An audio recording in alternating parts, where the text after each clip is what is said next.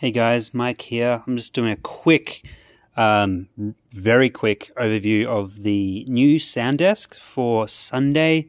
When you're on, I'll hopefully do a bit more of this to give you a bit more of an idea what's going on. But I just wanted to do a very speedy kind of, this is like the need to know to get this up and running for Sunday. So, firstly, same with our old desk.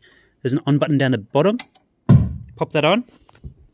The desk will then boot itself. There's a light right above me. It's a bit shiny on the screen. There it is. Okay, so you can kind of see, firstly, a whole bunch of different colors. So we've kind of color-coded things. Let me start maybe with the different, the kind of the layout of the faders, and then I'll go into the other different things that are helpful to know about. So, firstly, we have here vocals 1, 2, 3, 4, 5 in blue.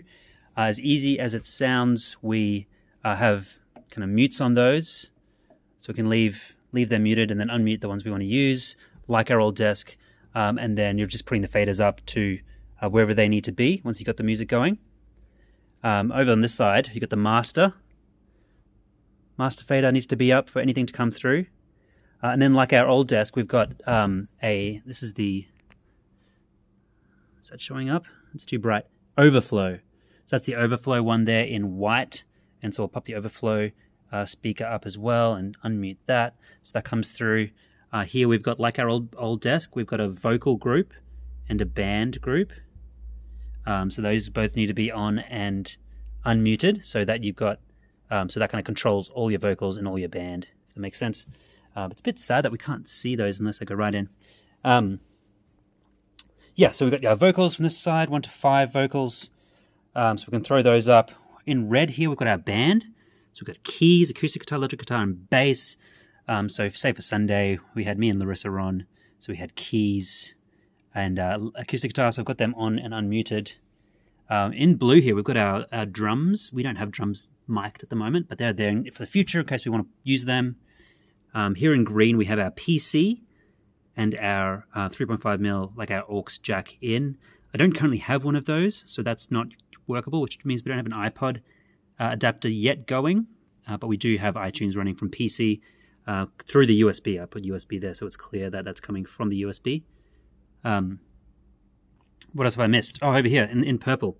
Our effects return, that's just like our vocal reverb effect.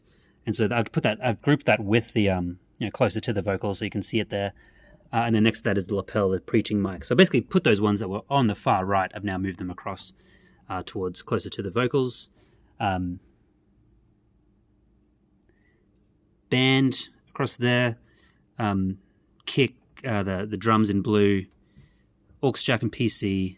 Over here I've got ambi and what's the word I'm after? Ambient mic in the room for our live stream. But you know what? I'll talk about that next time because that won't be up and running anytime soon.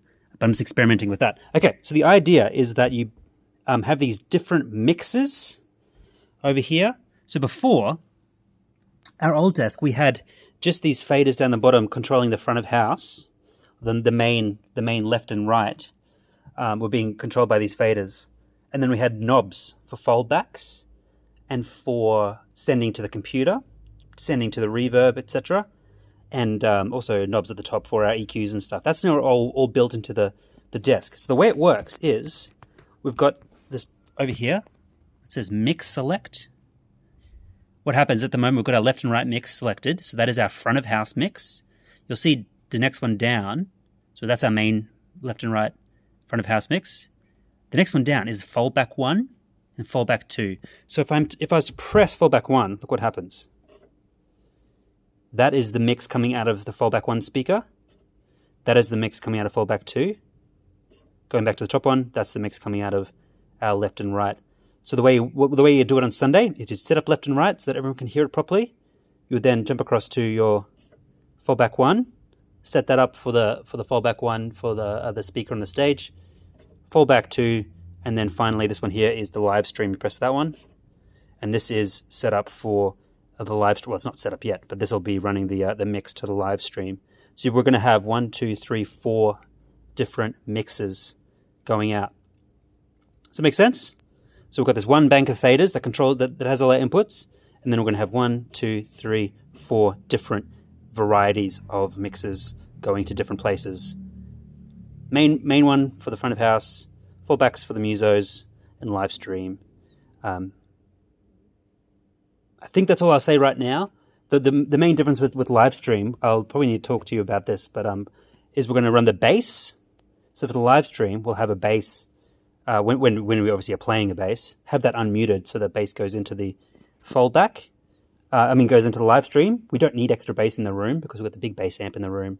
But this way, it actually goes onto the internet rather than not going onto the internet. And also our ambient mics, which we haven't got set up yet. But those will be muted everywhere else.